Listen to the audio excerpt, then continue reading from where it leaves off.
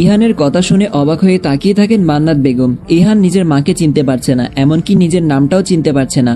মান্নাত বেগম অস্থির হয়ে ডাক্তারকে জিজ্ঞেস করেন আমার ছেলের কি হয়েছে, ও এমন করছে কেন।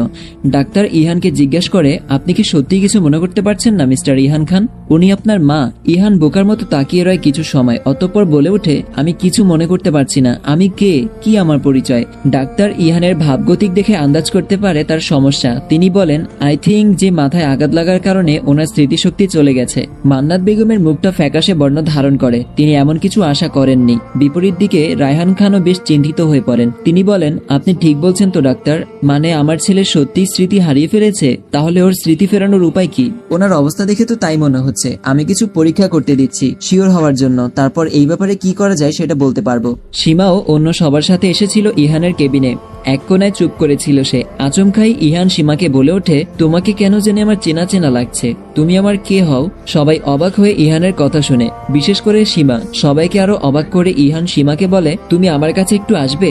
সীমা কোনো কিছু না ভেবে চলে আসে ইহানের কাছে। ইহান সীমার হাত ধরে বলে আমার কাছেই থাকো তুমি, তোমাকে আমার প্রয়োজন। মান্নাত বেগম নিজের ছেলের এমন ব্যবহার দেখে রেগে যান। একই তিনি সীমাকে সহ্য করতে পারেন না, তার উপর যা সব হচ্ছে তাই তিনি বলেন এই মেয়ে তুমি একদম আমার ছেলের কাছাকাছি থাকার চেষ্টা করবে না, দূর হও বলছি। ইহান সীমার হাত শক্ত করে ধরে বলে না, ও আমার থেকে দূরে যেতে পারে না, আমি ওকে দূরে যেতে দেব না।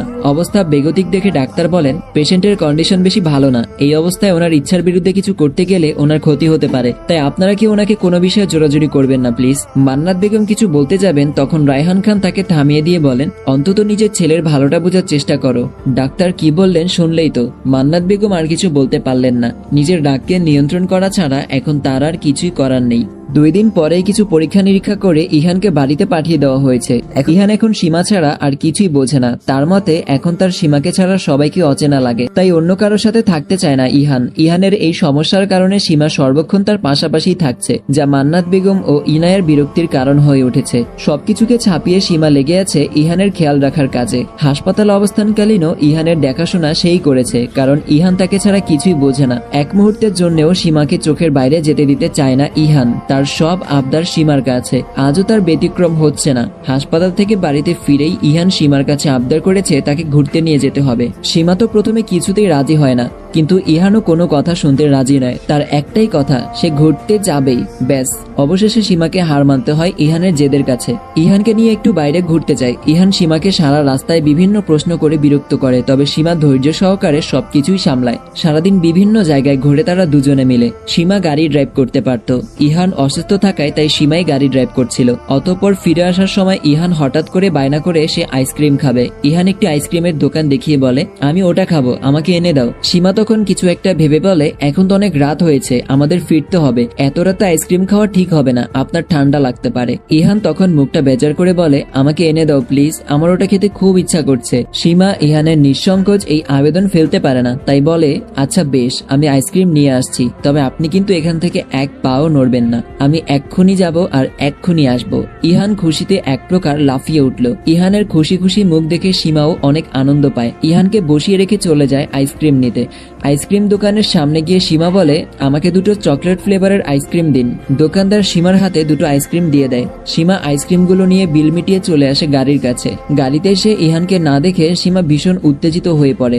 ভয়ে এসে জমা হয় তার মনে। সীমা ইহানের নাম ধরে ডাকতে থাকে, কিন্তু কোনো সাড়া পাওয়া যায় না। দিশেহারা হয়ে আশেপাশে খুঁজতেও থাকে ইহানকে, কিন্তু ইহানের কোনো খোঁজই সে পায় না। সীমা এখন বসে আছে পুলিশ স্টেশনে। রায়হান খান, মান্নাত বেগমও উপস্থিত সেখানে। ইতিমধ্যে তাদের কানেও ইহানের নিরুদ্দেশ হওয়ার খবরটা গেছে। সীমা পুলিশ অফিসারকে বলে আমার হাজবেন্ড ইহান খান, উনি বর্তমানে তার স্মৃতিশক্তি হারিয়ে ফেলেছেন। আজ আমি তাকে নিয়ে ঘুরতে বেরিয়েছিলাম, ফেরার সময় উনি আইসক্রিম খেতে চাইলেন, তখন আমি আইসক্রিম আনতে যাই, বাট ফিরে আসার পর তাকে আর খুঁজে পাই না। অনেক খুঁজেছি কিন্তু কোথাও তাকে পাইনি, তাই নিরুপায় হয়ে আপনাদের কাছে আসলাম। পুলিশ সীমাকে আরো অনেক কিছু জিজ্ঞেস করে, বিভিন্ন তথ্য নেয়। মান্নাত বেগম থানাতেই চটে যান সীমার উপর। সীমাকে দোষারোপ করে বলেন আমি জানি এই মেয়েই আমার ছেলের সাথে কিছু একটা করেছে, অপয়া মেয়ে একটা।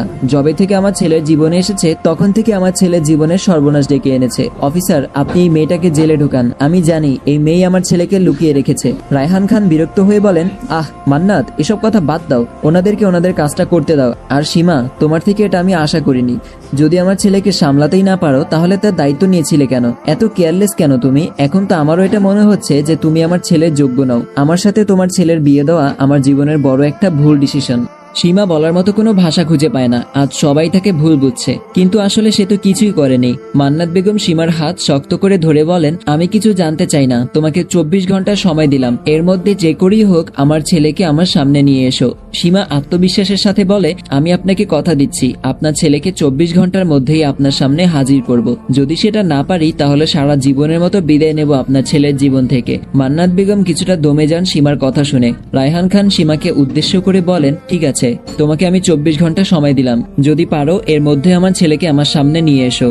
সীমা আর বিলম্ব না করে থানা থেকে বেরিয়ে যায়। এখন তার লক্ষ্য একটাই, যে করেই হোক ইহানকে খুঁজে আনা। আরাম কেদারায় বসে নিশ্চিন্তে পা দোলাচ্ছেন ইহান। আজ তার অনেক শান্তি অনুভব করছে। এতদিনে সীমাকে জব্দ করতে সক্ষম হলো সে, তাই তার মধ্যে এরকম পৈশাচিক আনন্দ কাজ করছে। ইহান নিজেই নিজের প্রশংসা করে বলে, বাহ, কত সুন্দর পরিকল্পনা করলাম আমি। এবার এমন ভাবে সবকিছু সাজিয়েছি যাতে সাপও মরে আর লাঠিও না ভাঙে। ওই সীমা নামের বিপদ আমার জীবন থেকে দূর হবে, আমাকে আব্বুও কিছু বলতে পারবে না। অতঃপর অট্ট হাসিতে মেতে ওঠে ইহান। মনে করে সে কিভাবে স্মৃতি হারানোর মিথ্যা নাটক করে সীমাকে বোকা বানিয়েছে এবং সুযোগ বুঝে সেই সময় সীমাকে আইসক্রিম আনতে পাঠিয়ে নিজে গোপনে পালিয়ে এসেছে। ইহান এসবই ভাবছিল, এমন সময় তার ফোনে তার মায়ের কল আসে। ইহান ফোনটা রিসিভ করা মাত্রই মান্নাত বেগম বলেন, হ্যালো ইহান, এটা কি তোর নতুন ফোন নাম্বার? ইহান উত্তর দেয়, হ্যাঁ, আমি আজই নতুন সিম কার্ড কিনলাম। যাই হোক, বলো আমি কেমন চাল দিলাম? মান্নাত বেগম খুশিতে গদগদ হয়ে বলেন, তোর বুদ্ধি দেখে আমি নিজেও অবাক। কি সুন্দর স্মৃতি হারানোর অভিনয় করলি। আমি তোর মা হয়েও বাকি সবার মতো সত্য ভেবে নিয়েছিলাম। ভাগ্যিস কাল তুই আমাকে সব সত্যি বললি। এবার ওই সীমার শিক্ষা হয়েছে। জানিস, তোর বাবাও নিজের ভুল স্বীকার করে ওই মেয়েটাকে অপমান করেছে। ইহান আত্মতৃপ্তি অনুভব করে বলে, এমনটা তো হওয়ারই ছিল। সীমা ভেবেছিল খুব চালাক, কিন্তু আমার বুদ্ধি যে কতটা ভয়ানক সেটাও এবার বুঝবে। ওই মেয়েটা বলেছে 24 ঘন্টার মধ্যে হয় তোকে খুঁজে বের করবে, আর না হয় চিরজীবনের মতো তোর জীবন থেকে বিদায় নেবে। মান্নাত বেগমের মুখে এই কথাটা শুনে ইহান বাঁকা হেসে বলে, তাহলে তো ভালোই হয়, আমি 24 ঘন্টা আত্মগোপনেই থাকি। সীমা উদ্দেশ্যহীন ভাবে খুঁজে চলেছে ইহানকে, কিন্তু কোথাও তাকে খুঁজে পাচ্ছে না। সীমার এখন দিশেহারা লাগছে, কি করবে সেটাও বুঝতে পারছিল না সে। এমন সময় তার ফোনে একটি কল আসে। ফোনটা রিসিভ করা মাত্রই বিপরীত দিক থেকে কেউ বলে ওঠে, আপনি কি ইহান খানের স্ত্রী বলছেন? সীমা উত্তর দেয়, হ্যাঁ, আমি ইহানের স্ত্রী। আপনি কে, আর আমাকে কেন ফোন করেছেন? আমি সিটি হসপিটাল থেকে বলছি। আপনার হাজবেন্ডে যে কিছু টেস্ট করতে দিয়েছিলেন তার রেজাল্ট এসেছে। সীমা আগ্রহের সাথে জানতে চায়, রিপোর্টে কি এসেছে? ইহানের স্মৃতিশক্তি কি সত্যি হারিয়ে গেছে? জি না, রিপোর্ট অনুযায়ী ইহান খানের মাথায় এমন গুরুতর কোনো আঘাত আসেনি যার কারণে তার মেমোরি লস হওয়ার কোনো চান্স থাকবে। আমাদের মনে হচ্ছে ওনার অবস্থা ঠিকই আছে। সীমার চোখ জলজল করে ওঠে। সে ডাক্তারকে কৃতজ্ঞতার সাথে জানায়, আমি এমন কিছুই সন্দেহ করেছিলাম। আপনাকে অনেক অনেক ধন্যবাদ ডক্টর। অতঃপর সীমা কল কেটে দিয়ে বলে, আমি জানি আমাকে এখন কি করতে হবে। আপনি অনেক সুন্দর চাল চেলেছেন মিস্টার ইহান খান, কিন্তু আমাকে হয়তো আপনি এখনো পুরোপুরি চিনে উঠতে পারেননি। আমি যে কি করতে পারি সেটা আবার আপনার কাছে প্রমাণ করে দেব। সীমা নিজের ফোন থেকে ইনায়াকে কল করে। ইনায়া ফোন রিসিভ করা মাত্রই বলে, কে বলছেন? আমি সীমা। কেন কল করেছো তুমি? তোমার জন্য আমার ভাই হারিয়ে গেছে। তোমাকে আর নাটক করতে হবে না, আমি সব জানি। কি জানো তুমি? তোমার ভাই যে স্মৃতি হারানোর নাটক করছে সেটা আমি জেনে গেছি। তুমি এবং তোমার মাও যে এসবে জড়িত সেটাও আমি নিশ্চয়তা দিয়ে বলতে পারি। ও, আমি বুঝতে পারছি। এখন তুমি নিজের দোষ ঢাকতে আমাদের উপর দোষ দিচ্ছ। সীমার সব ধৈর্যের সীমা অতিক্রম করছে। সে এক প্রকার হুঙ্কার দিয়ে বলে, চুপ, আর কোনো মিথ্যা কথা নয়। আমি ডাক্তারের সাথে কথা বলেছি। ইহানের রিপোর্ট বলছে ও একদম সুস্থ।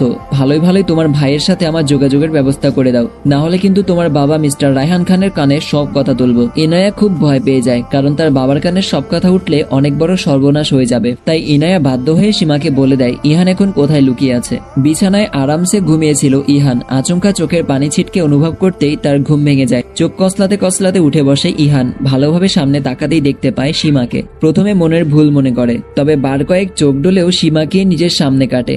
অতঃপর স্বপ্ন মনে করে নিজের হাতে চিমটিও কাটে, কিন্তু ফলাফল একই। ইহানের এমন কাণ্ডে সীমা হেসেই দেয়, বলল, আমি আপনার মনের ভুল বা স্বপ্ন নই, আমি বাস্তব। ইহান হতবাক হয়ে যায়। সীমাকে প্রশ্ন করে, তুমি এখানে কিভাবে এলে? আমার ঠিকানা তো তোমার জানা নয়।